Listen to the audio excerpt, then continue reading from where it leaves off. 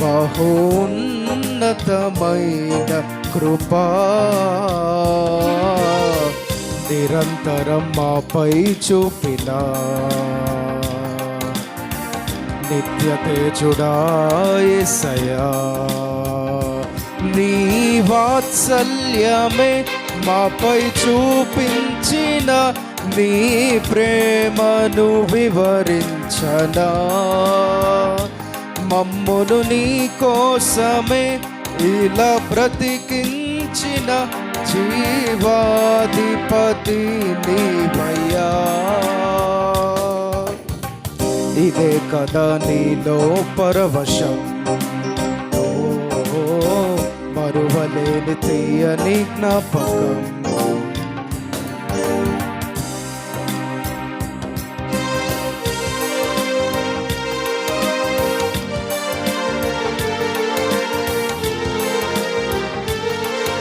హల్లెలూయా.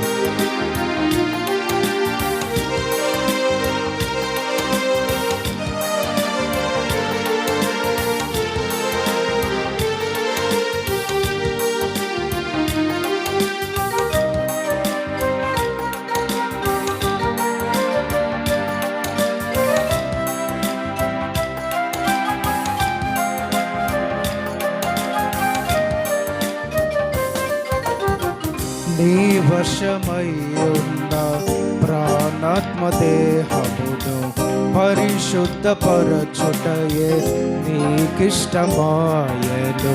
పలు వేదనలలో నీతో నడిపించి తల వంచని తెగువ నీలో కలిగించి మదిలో నిలిచావు, మమతను పంచావు.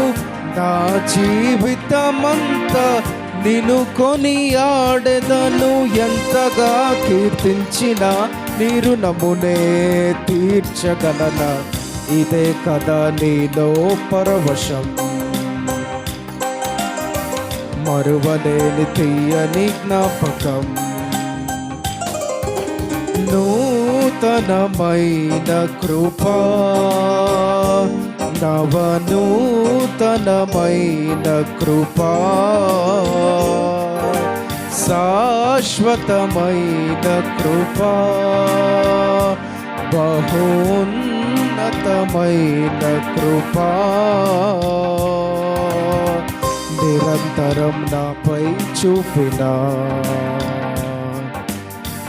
నిత్య తేజుడా యేసయ్యా, నీ వాత్సల్యమే మాపై చూపించిన నీ ప్రేమను వివరించనా, నన్ను నీ కోసమే ఇలా బ్రతికించిన జీవాధిపతి నీవయ్యా.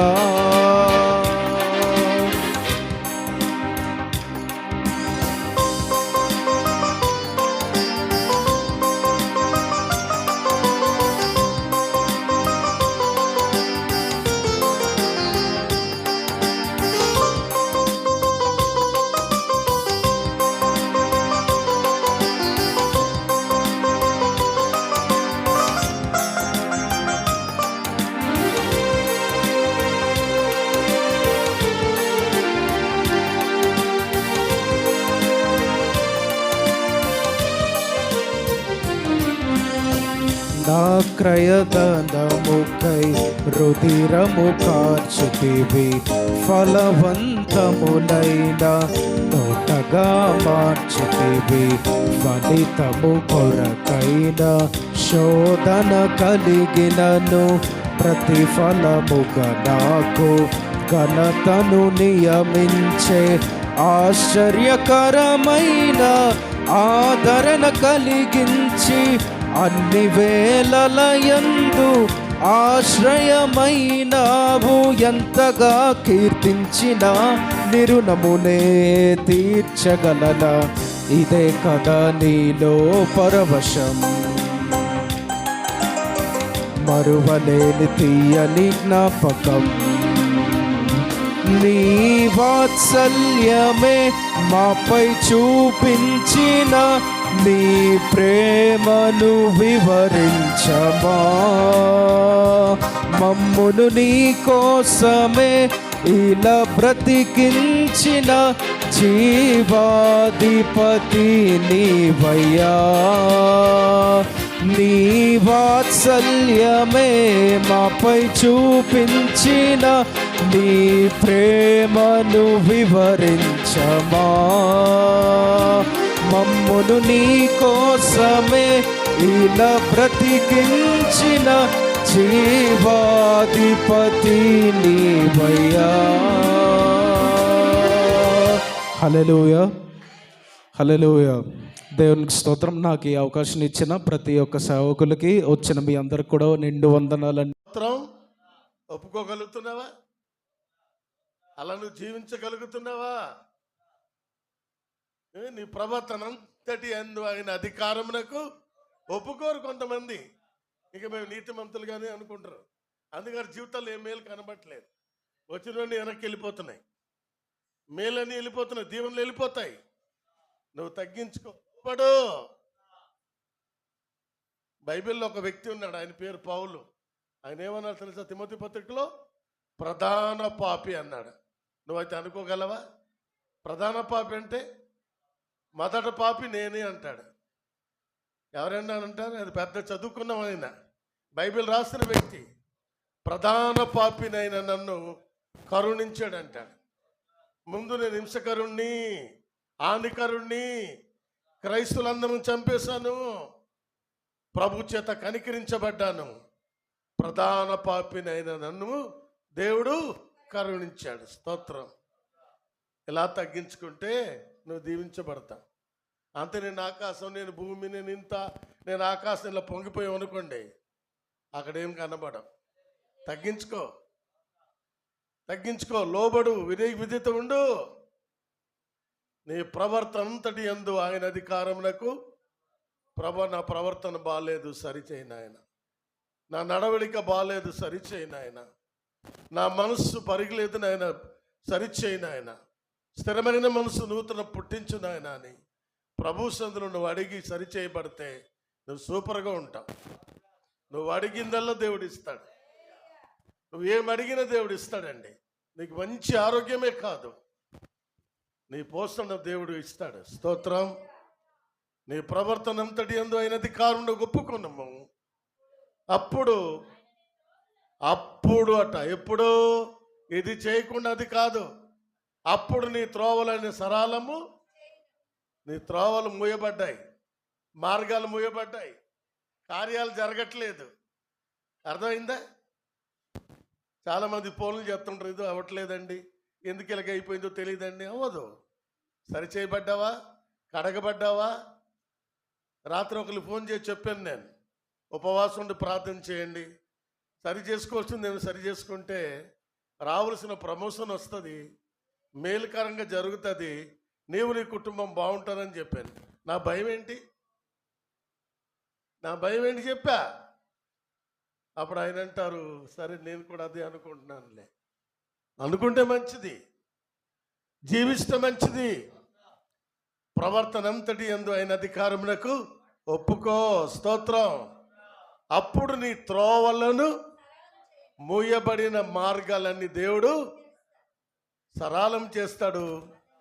నీకు త్రోవ కనబడుతుంది, ఉద్యోగం వస్తుంది, ఇల్లు కడతావు, పెళ్ళి చేస్తావు, వ్యాపారంలో అభివృద్ధి, ఉద్యోగంలో అభివృద్ధి, అన్ని విషయంలో అభివృద్ధి పొందుతావు. స్తోత్రం. అప్పుడు అన్నాడు. ఇది లేకుండా ఇది లేదండి. లింక్స్ ఈ వాక్యం అంతా చదువుకుంటా ఎలా జీవించాలో దేవుడు బోధిస్తున్నాడు. అర్థమైందా? ఈ చదువు వల్ల ఏమి రాదండి, డిగ్రీ చదివినంత మాత్రం రాదు. ఇది వాక్యంలో నుంచి దేవుడు మాట్లాడాలి. దేవుని స్తోత్రం. వాక్యమే దేవుడు, దేవుడే వాక్యం. ఆ వాక్యం నీతో మాట్లాడితే నువ్వు బాగుపడతావు. ఒకప్పుడు నా జీవితం బాగాలేదు, దేవుడు మార్చాడు. మరి మీ జీవితాలు కూడా దేవుడు మారుస్తాడు. అడిగింది దేవుడు ఇస్తాడు. దేవునికి స్తోత్రం. ఏమండి, ఏ కలెక్టర్ గారికి 8 కార్లు కొనుక్కుంటారు? నాకు 8 కార్లు ప్రభు ఇచ్చాడు. నేనేంటి, నా ఉద్యోగం ఏంటి? దేవుడు ఇచ్చిన నిన్న పరిచర్య. దేవునికి స్తోత్రం. ఆ డుమ్రిగూడ అనే ప్రాంతం నుంచి 16 మైళ్ళు నడిచేవాడిని. నడిచి నడిచి నడిచి వెళ్ళి అలా సతికిలు పడిపోయేవాడిని. వరండాలో చిన్న చాపేస్తే పడుకొని వాళ్ళు ఇచ్చిన గంజి అంబలు తాగి సేవ చేశాను. ఈరోజు ఆశీర్వాదాలన్నీ చూస్తున్నాం. దేవుని స్తోత్రాలు. ఒకప్పుడు పంటలు పండేవి కాదు, పంటలు పండుతూ ఉన్నాయి. మొన్న వెళ్తే అక్కడ పాస్టర్ గారు దగ్గర దగ్గర 2 బస్తాలు 4 బస్తాలు ధాన్యం ఆడించి 2 బస్తాలు బియ్యం కట్టాడు. దేవునికి స్తోత్రం. అంటే విత్తనాలు అక్కడ వేశాను, కోసుకోవడానికి అవకాశం దేవుడు నాకు ఇచ్చాడు. ఆలోచించండి. నా ప్రవర్తన బాగుండబట్టే కదా, నా మాట తీరు బాగుండబట్టే కదా కుటుంబాలు కట్టబడ్డాయి అక్కడ. స్తోత్రం. తెలుసండి, మాట్లాడితే నోరు తెరిస్తే మా ఆత్మీయ తండ్రి గారు వచ్చారు కాబట్టి ఈరోజు మేము ఇలాగా ఉన్నాం. ఎంత దేవుని మహిమపరుస్తున్నాం. అది నా గొప్పతనమే కాదు, ప్రభుయే. ఆలోచించండి దేవుని బిడ్డలారా. దేవాది దేవుని సన్నిధిలో ఆలోచించండి. చదువమ్మా. నేను జ్ఞానుని కదా అని నువ్వు అనుకొనవద్దు. యెహోవాయందు భయభక్తులు కలిగి చెడుతనమును చూసారా. నేను జ్ఞానుని కదా అని కొంతమంది వినరు. నాకు తెలుసులే. నీకేం తెలుసు? విన్నంతే, నీకేమీ తెలీదు. నేను అనుకుంటాను ఇప్పుడు నాకేం తెలీదు ప్రభువా. అలాంటి వాళ్ళు దేవుడు దీవిస్తాడు. నేను జ్ఞానుని కదా అని నువ్వు అనుకునవద్దు. యెహోవాయందు భయభక్తులు కలిగి చెడుతనమును ఏం విడిచిపెట్టాలి? కొన్నిసార్లు ఏం చేస్తారు తెలుసా? చెడు విడిచిపెట్టరు, మంచి విడిచిపెడతా ఉంటారు. విడిచిపెట్టవలసింది విడిచిపెట్టండి. స్తోత్రం. పాపాన్ని విడిచిపెట్టండి, చెడు విడిచిపెట్టండి, లోకాన్ని విడిచిపెట్టండి. నీ దేహమునకు, నీ హృదయమునకు, నీ కుటుంబానికి హాని చేసే దాన్ని విడిచిపెట్టండి. స్తోత్రం.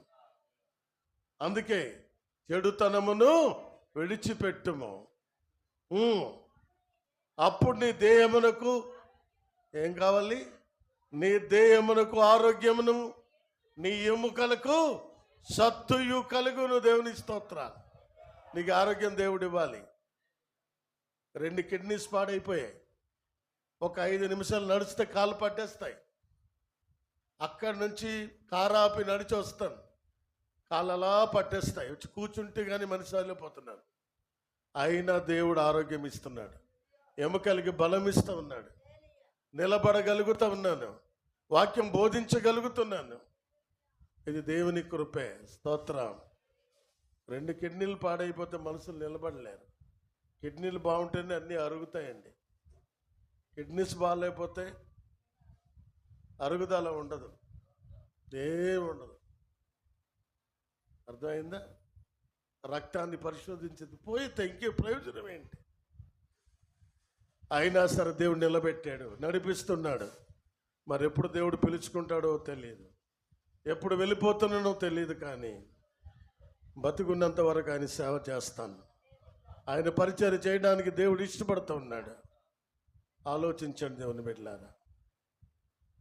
చూడండి ఒకసారి 2 వాక్యం చూడండి. చదువమ్మా. నీ రాబడి అంతట్లో ప్రథమ ఫలమును నీ ఆస్తిలో భాగమిచ్చి యెహోవాను ఘనపరచుము. అప్పుడు నీ కొట్లలో ధాన్యము సమృద్ధిగా ఉండును. నీ గానుగల నుండి కొత్త ద్రాక్షరసము పొంగి పొర్లును. చాలమ్మా. స్తోత్రం. ఆశీర్వాదాలన్నీ 3 అధ్యాయంలో దాగి ఉన్నాయి. ధాన్యం దేవుడు ఇస్తాడు, ద్రాక్షరసం ఆయనే ఇస్తాడు. ఆ పొంగి పొర్లే ఉన్నతమైన అనుభవం దేవుడు నీకు ఇస్తాడు. అంటే నీళ్ళున్న కరువు వెళ్ళిపోద్ది, లేమి వెళ్ళిపోద్ది, ఇంట్లో ఉన్నవన్నీ వెళ్ళిపోతాయి, చెత్త వెళ్ళిపోద్ది. నువ్వు దీవెనకరంగా ఉండగలవు, ఆశీర్వాదకరంగా ఉండగలవు, మేలుకరంగానే ఉండగలవు. ఇంటికెళ్ళి సామెతల కింద 3వ అధ్యాయం మరోసారి చదవండి. ఇందులో ఉన్న లోతైన విషయాలు ధ్యానించండి. ఊరికే చదివేసి వదిలేకండి. ఆలోచించండి, ధ్యానించండి, అలా జీవించండి. ప్రవర్తన మార్చుకోండి. స్వబుద్ధిని ఆధారం చేసుకోవద్దు. నేను జ్ఞానిని కదా అని చెప్పి విర్రవీగొద్దు. హల్లెలూయా. మన జ్ఞానం ఎందుకు పనికిరాదు. దేవుడే సర్వాధికారి. ఆయనకి నీ హృదయం ఇవ్వు, హృదయం అనే స్థానం ఇవ్వు. నీ గుండె ప్రభుకి ఇచ్చాయి, నీ మనసు దేవునికి ఇచ్చాయి, నీ జీవితాలు దేవుని సమర్పించు. అప్పుడు నువ్వు బాగుంటావు, నీ కుటుంబం బాగుంటుంది, నీ వ్యక్తిగత జీవితం, నీ కుటుంబ జీవితం అన్నీ బాగుంటాయి. కాబట్టి ఉదయకాల సమయంలో ఈ వాక్యాన్ని బట్టి, సామెతల 3వ అధ్యాయాన్ని బట్టి మీ బ్రతుకులు మార్చుకోండి, సరిచేయబడి మార్పు చెంది మళ్ళీ చేసిన తప్పులు మళ్ళీ చేయకుండా, పాపం వైపు పరిగెట్టకుండా, అబద్ధలాడకుండా సత్యవంతుడుగా, నీతిమంతుడుగా, పరిశుద్ధుడుగా, పవిత్రుడుగా నువ్వు జీవించగలిగితే నువ్వు బాగుంటావు, నీ కుటుంబం బాగుంటుంది. అలాంటి కృప మనందరికీ తోడై ఉండి నడిపించును గాక. మనందరూ లేచి నిలబడదాం. కానుకలు సమర్పించుకుని ముందు పాట పాడుతుండగా కానుకలు సమర్పించుకోండి.